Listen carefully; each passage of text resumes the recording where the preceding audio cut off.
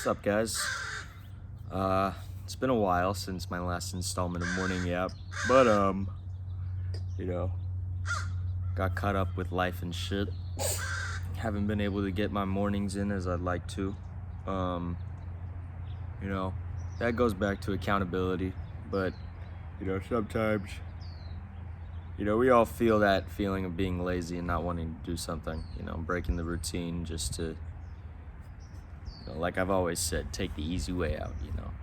We aren't all perfect. I'm not gonna preach to be perfect or do something out of your comfort zone, but I'll encourage it. Today I wanted to talk about not necessarily revenge, but maybe dealing with those negative emotions, dealing with those those angry thoughts.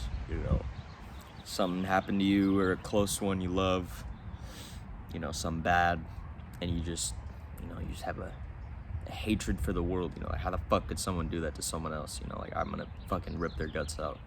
And I'm not gonna sit here and say that I've definitely, I have the worst experience for it. There's definitely tons of people out there who have experienced some kind of, pain like that. And what I really want to talk about is I'm definitely in that boat, trying to justify the actions that I could do to someone because they hurt someone close to me. But, really, it's all about taking that outside look. I've said this before, always use the bird's eye view, that third perspective. Look at it how someone else would view you. And oftentimes you're put in situations where, even looking from a third party perspective, your opinion on the subject could be so skewed, could be so like tunnel visioned that you can't properly see a third perspective. And it's hard to fight those emotions, like, especially in your day-to-day life. You lose trust in people, you probably lose trust in yourself, and it's these demons that are always crawling up and like trying to fix you to do something you don't want to do. And to get back on track, I guess, because I always go on tangents and shit, but to get back on track, I recently had a discussion with a close friend of mine about that certain topic, and as much as I want to agree with it, and as much as I know I should agree with it, it's hard to just put those emotions to the side when it's something so deep-rooted and something so personal to you, It's really hard when something that has happened to you so personally to try to get that third perspective. We're often too ignorant to believe that other people have went through such situations as us. And when you can finally, not finally I guess, but when you can, I don't know, it's hard to explain because it's something that I'm dealing with, and I feel like it's something that I wanted to talk about just mainly because it's been on my mind recently, and things come up like that. We're always going to be angry at a lot of things in the world, and a lot of the things that happen to us, are inexplainable. And inexplainable into the sense of like trying to justify it. To give an example, my dog, Sadie, she recently passed away a couple months ago, and I've had her since I was a sixth grader in middle school. And I graduated in 2022 in high school, so it's been about, I've a good 12 years with that dog, or more like 9. Felt fucking long as shit. But when you lose someone, an animal, a person, something, you can always try to ask, well, why me? Why now? Why does this have to happen? And it's hard. We can always fight the emotion of like something small happening and something minuscule and brushing that off and just keeping on and keep moving. But it's hard to fight those emotions, especially when it happens to you personally. And a good way for me to look at it was putting myself in the position of other people who I know have actually had loss. I look at my dad, for example, when my dog died. I look back to when I was 5 years old and when my very first dog passed away, and I was too young to understand the concept of death. I never once saw my dad when my first dog passed away. His name was Bubba, just to make it easier. I'd never seen my dad, what his reaction was to Bubba passing away. And I can only imagine, what he felt. That was a dog he had got as a puppy, raised that dog to be absolutely perfect. Every day he would get off of work, he would go into the backyard and just start wrestling with Bubba. And it puts it into perspective for me, I guess. It's like, this loss is so great, and I am so, not great, it's large. The loss, it's a great hole in my heart. And, when you can put it into that perspective, you can kind of find some kind of solitude, I guess. Some kind of, all right, I guess this pain isn't going to last forever. And eventually, I'll move on. And on topics of, people loss and losing, an animal, or not an animal, a person or a loved one, one of my peers, I was, me and him were chill friends, I'd say hi to him, he'd say hi to me. We'd had a couple classes together, he was really cool. His name was Aiden Gossage.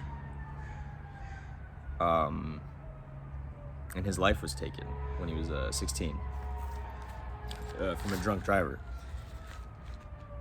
And when I put myself in the shoes of his mother and the amount of pain that she's going through, it really puts a new perspective on how I think about my situation. It makes me be a little more grateful for the things that I have. It makes me feel just that much more gratitude that, I haven't received such loss. And it reminds me that I need to keep going. Sorry about the fire truck. I'm gonna let that pass.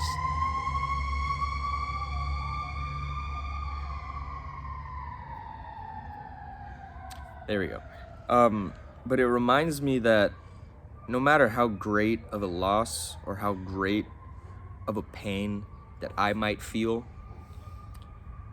it's almost ignorant to the people who I have lost to stop where I am and just weep and ask the questions of why, And I've lost a good amount of family in my lifetime. Most of my grandparents are gone now. I've got maybe like 3-4 left. And it's hard, I'm not gonna sit here and say that it's easy to just, let someone that you've known your entire life just crumble away, but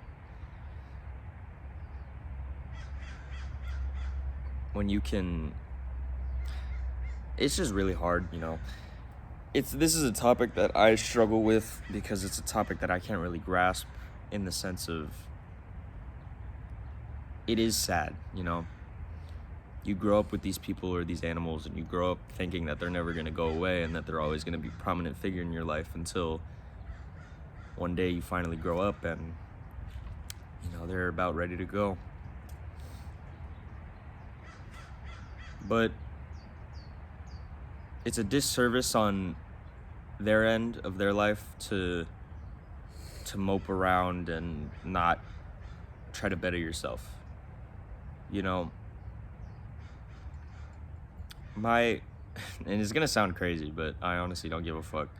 Sadie was probably one of the most smartest animals I've ever met, in the sense of, if there was ever anything wrong, if you're ever sad or depressed or didn't have anyone, Sadie was always somewhere in the house to provide you some form of fucking goofiness. You know, she'd always just be chilling, doing something. And I know that the last thing my dog wants is, to see me being upset all the time, She was that outlet for me to not think, and she was the last bit of my childhood. And I had to let that go eventually. And I guess that's the path I'm on now. It's the path that I've realized after so much loss that I need to stop putting a pin on those emotions and dwell on them, so that I could think that I'm doing them a service. Grief and a grieving period is okay. And it is fine to take some time for yourself to recollect your thoughts and to be ready to move on. But that's the thing. We have to move on. We have to just keep going. You can't let loss prevent you from growth. And it's gonna sound fucked up to say, but when we lose someone that close to us, we almost have to fill that void that they were with something else, so that we can somehow manage to keep moving. And I'm not gonna be one to say that I forget all of those that have died around me. My grandma Liz, God bless her heart. Grandpa Jim, he's still with me every day. Great grandma Tut Tut, I look back on that and I really beat myself up for it, for how much of a dickhead I was to her when I was younger, just because I didn't understand. And now my current grandpa, he's going through it. And it's just hard. But I know deep down that I have to keep moving and I have to keep going. And yeah, it's probably a shorter video than my other ones, but it's just something that I just needed to get off my chest. It's something that I need to say. And it's something that, it's a universal experience. Everyone's gonna go through loss. Everyone's gonna lose someone they love, lose something they love. And, before you go and start brooding and start, looking for comfort in other people, try to find that comfort in yourself. And just keep moving on. Talk to your friends, talk to your close ones about it. And maybe they'll have something to say about it. Maybe someone that is so happy and so golly and giddy all the time, and maybe he's your best friend, and maybe he's that someone that, lost many people. And when you can put that into perspective and you can see how happy someone can be after losing so much, it can really flip the script on how you think about life. No one wants to see you sad, especially your grandparents in their last moments. So just try to be happy as much as you can. Life's a bitch. And, you just gotta keep rolling with the punches. Yeah. Got a little emotional on this one. But, still feel it. My dog's always gonna be here with me, no matter where I go. Sometimes if you look into the sky, you can see an image or something. Maybe that's just me going schizophrenic. I don't fucking know. But yeah, that was this morning's installment of the Yap Session. Hope you enjoyed and could pick something out of this, and cheerio.